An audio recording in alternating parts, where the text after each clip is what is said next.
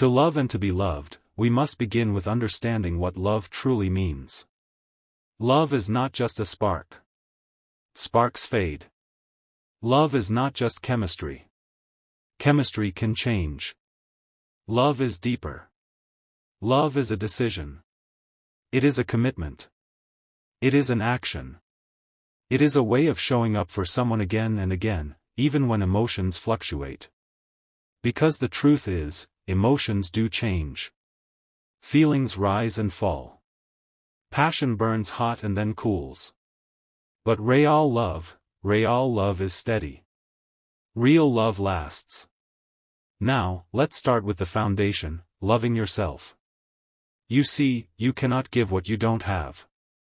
If your own heart is empty, if you do not value yourself, if you don't recognize your own worth, then you will constantly seek validation from others. You will chase love, you will beg for love, you will settle for half-hearted affection just to feel seen. But when you love yourself, something shifts. You no longer settle for crumbs because you know you deserve the whole meal. Self-love is not arrogance. It is not pride. It is not thinking you're better than everyone else. Self-love is simply saying, I am worthy of love and respect, just as I am. It's looking in the mirror and saying, I may not be perfect, but I am enough. And here is the powerful truth, when you learn to love yourself, you make it easier for others to love you too. Why? Because you set the standard. People learn how to treat you based on how you treat yourself. If you respect yourself, they will respect you. If you value your heart, they'll be careful with it. But if you neglect yourself, people will believe it's okay to neglect you too. So, to love and be loved, the very first step is to build a relationship with yourself. Spend time understanding who you are. Heal from past wounds. Forgive yourself for past mistakes. Celebrate your growth. Prioritize your mental, emotional, and physical health. Because when you are full of love, you naturally give love. Now let's talk about the essence of love. Love is patient. Love does not rush. It allows people to grow at their own pace. When you love someone, you don't pressure them to be perfect. You give them space to learn, to evolve, to make mistakes, and to try again. Love is kind. True love is not harsh, not cruel, not abusive. Love builds up, it doesn't tear down. Love encourages, it doesn't belittle. If someone constantly puts you down, humiliates you, or makes you feel worthless, that is not love. Because love always seeks to uplift. Love is selfless. Love is not only about what you gain, but about what you give. Love asks, how can I make this person's life better, not just, what can they do for me? But let me pause here, because this is important. Love is not about losing yourself. True love is balance. It is giving while also receiving. It is sacrifice, but not slavery. It is compromise, but not erasure of your identity. Real love does not demand that you abandon who you are. Instead, it celebrates who you are and makes you better. To be loved, you must also allow others to love you without resistance. Many of us struggle here. Maybe you've been hurt before. Maybe you've been betrayed, rejected, or abandoned. And now, when love comes your way, you push it away. You build walls. You question it. You sabotage it. But here's the thing, love requires vulnerability. If you want to be loved, you must allow yourself to be seen. To open your heart. To risk being hurt again. Yes, it is scary. But it is also the only way to experience the fullness of love. Think about this, if you keep your heart locked away to protect it, you may keep out pain, but you will also keep out love. To be loved, you must be willing to be open. And to be open, you must be willing to trust that not everyone will hurt you the way others did. Now, let us look at love not just as romance, but as a principle for life. Love is not only for couples. Love exists in families, in friendships, in communities. To love and be loved is to treat others with dignity and compassion, whether they are your partner, your parent, your child, your friend, or even a stranger. Love is universal. And the more you give it, the more it multiplies. But let's be real, love is not always easy. Sometimes, people will test your patience. Sometimes, people will hurt you, intentionally or unintentionally.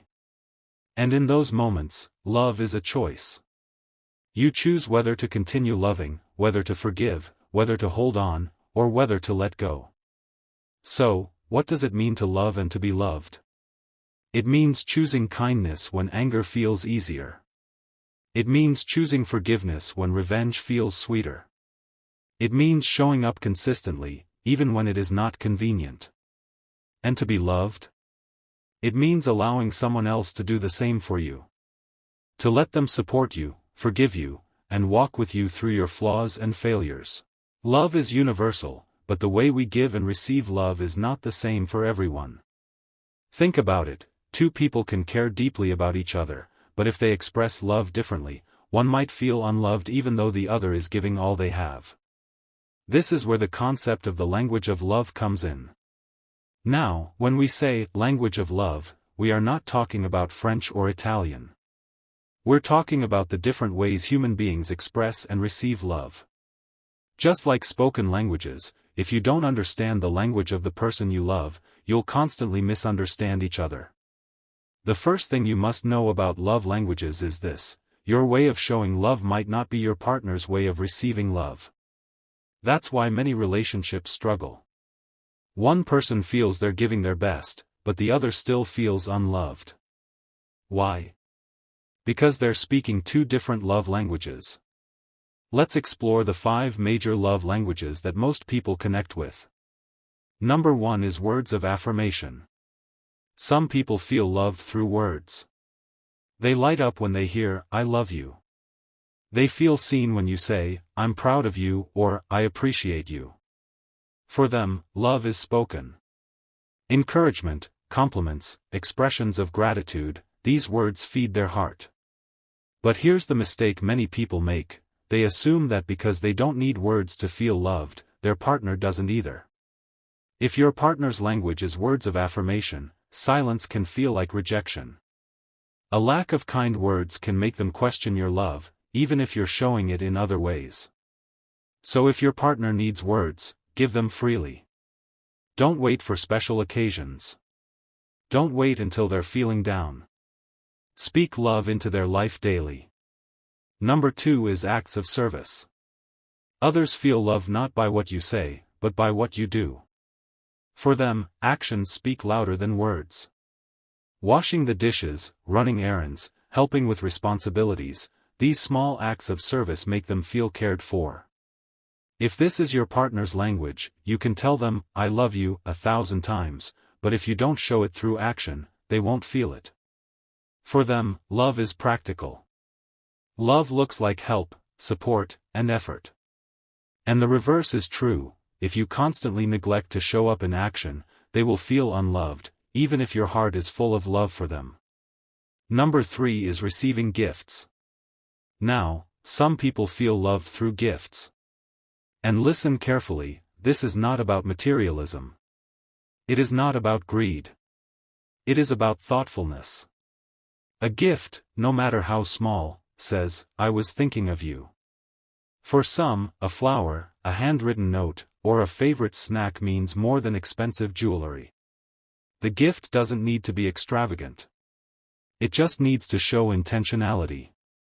But if your partner values this love language and you dismiss it by saying, "I don't believe in buying gifts," they will feel unseen. Gifts are a symbol to them, a physical reminder of your love. Number 4 is quality time. For many people, love is spelled time. Quality time means undivided attention, being present, engaging in meaningful conversation, sharing activities, or simply enjoying each other's company. If this is your partner's language, then distractions feel like rejection. Scrolling on your phone while they're talking makes them feel invisible. Missing moments together makes them feel unloved. When their love language is quality time, you don't have to plan grand dates or expensive trips. Sometimes, sitting together, talking, laughing, or even cooking a meal together is enough to make them feel loved. Number 5 is physical touch. And then there are those who connect through physical touch. A hug, a kiss, holding hands, or even a gentle pat on the back communicates love more than words ever could. For them, touch is comfort. It's assurance.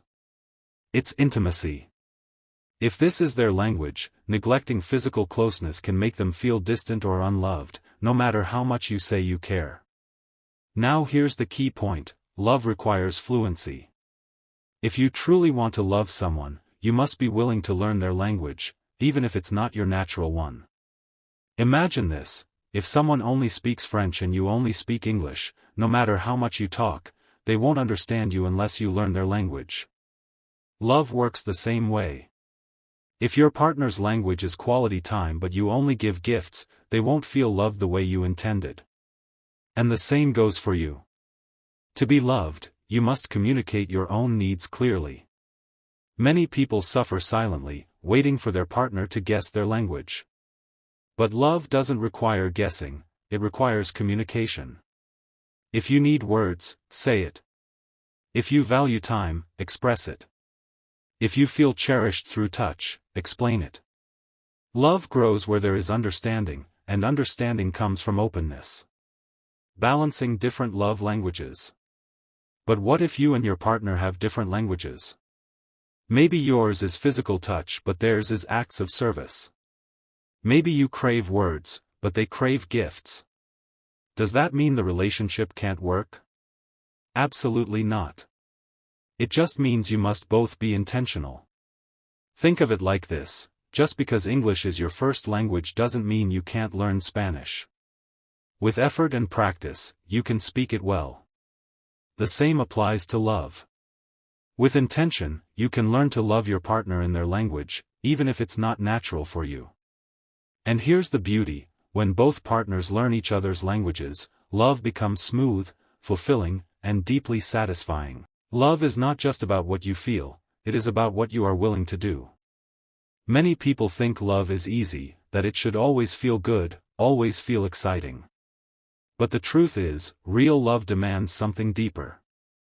Real love demands sacrifice and commitment. Sacrifice in love does not mean losing yourself or becoming a slave to another person's happiness. No, sacrifice is about balance. It is about putting the relationship first when it truly matters. It is about choosing to give, even when giving costs you something. Let's think about this: what makes love different from infatuation or desire? Infatuation is selfish, it's about what you feel, what you want. Desire is temporary, it burns hot, but quickly fades. Love, on the other hand, is a choice. It is saying, I will put you before myself at times, because you matter to me. I will choose us, not just me. Sacrifice in love shows up in the everyday moments. It's staying up late to listen when your partner needs to talk, even though you are tired. It's giving up something small to make them smile. It's changing a habit that hurts them, even if it's uncomfortable for you. It's choosing patience over anger, forgiveness over resentment.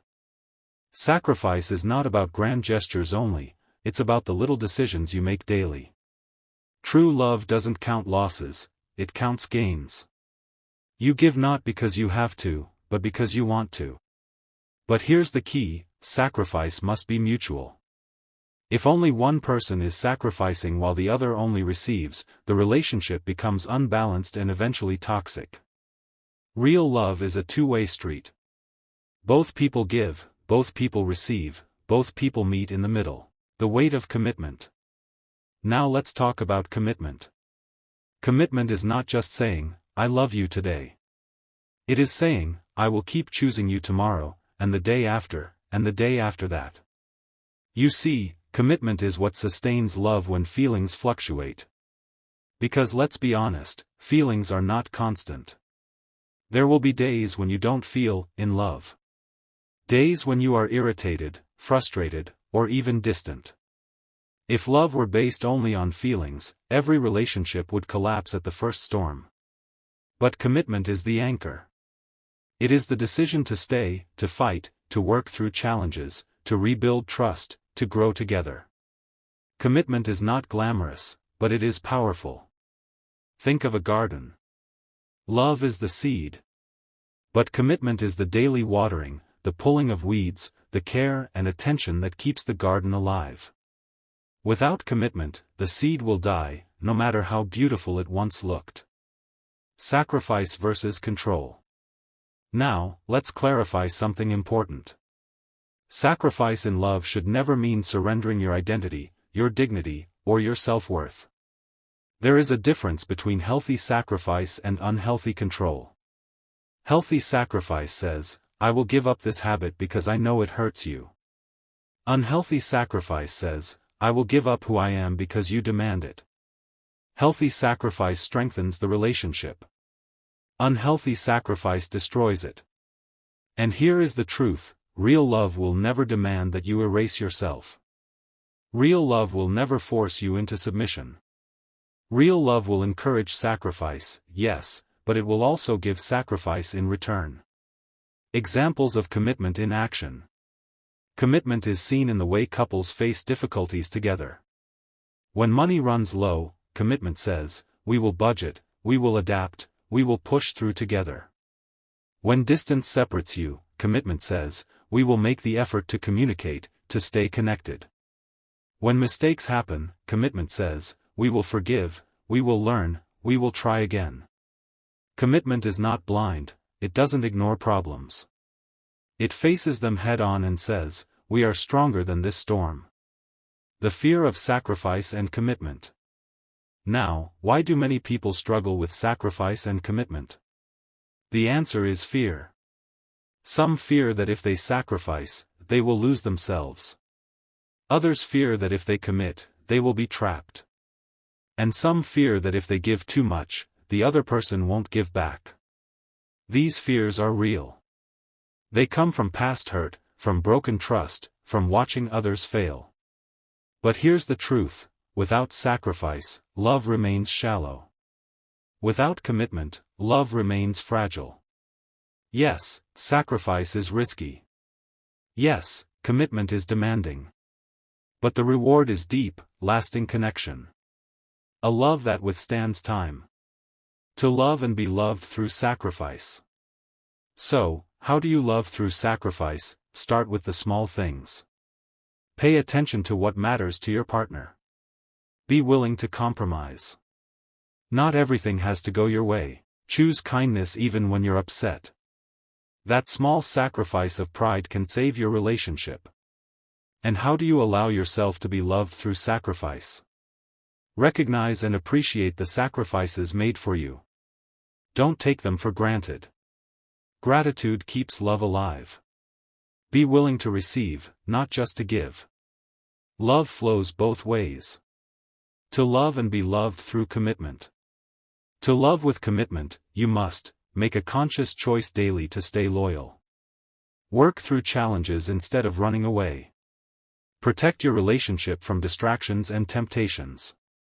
To be loved with commitment, you must create a safe environment where your partner feels secure staying. Build trust through honesty and reliability. Value their efforts to remain faithful and consistent. At the end of this journey, one truth stands out: love is not a mystery reserved for a few, it is a principle anyone can live by. To love and to be loved is not about perfection, but about effort, understanding, and consistency. We have seen that love begins with self-love, knowing your worth and valuing yourself. Without this foundation, it's impossible to love others in a healthy way or to receive love fully. We have explored the languages of love, realizing that love must be spoken in the way your partner understands. To love someone deeply, you must be willing to learn their language, and to be loved, you must express your own needs without fear. We've learned that sacrifice and commitment are not burdens but the pillars of lasting love. Sacrifice means giving without losing yourself, and commitment means choosing love every single day, even when it's difficult. We've reflected on trust and security, the unshakable foundation that makes love safe. Trust is built through honesty and consistency, and it allows both partners to open up and love freely without fear. We've understood the power of communication and understanding. Love is not silence, nor is it guessing, it is listening deeply, speaking honestly, and choosing clarity over confusion. We've also embraced patience, forgiveness, and healing. Because no one is perfect, and love thrives not in the absence of mistakes but in the willingness to forgive, to grow, and to keep trying. And finally, we've seen that love that lasts is built in the daily choices, the small gestures, the consistent kindness, the friendship behind the romance, and the loyalty that says, I choose you today, tomorrow, and always. So here is the conclusion: to love is to give, patiently, kindly, sacrificially, and consistently. To be loved is to receive, graciously, openly, and with trust. When giving and receiving flow in balance, love becomes unshakable. Love becomes healing. Love becomes eternal. Remember this: you deserve love, you are capable of love, and you were created to both give and receive it. Walk in love, and you will never walk alone. Kindly subscribe to my YouTube channel for more tips that will strengthen your relationship.